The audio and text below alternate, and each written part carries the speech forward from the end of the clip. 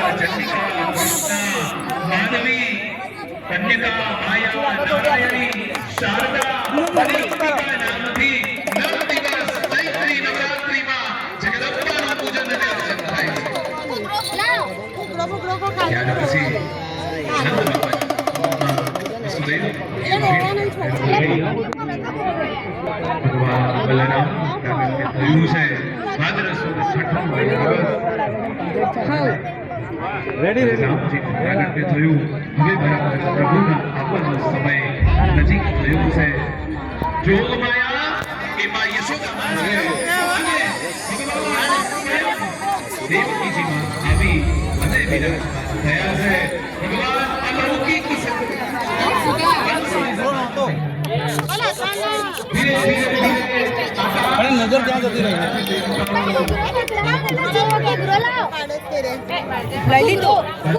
कृष्ण भगवान जन्मे था गुगलो तो जेल में जो ही लगा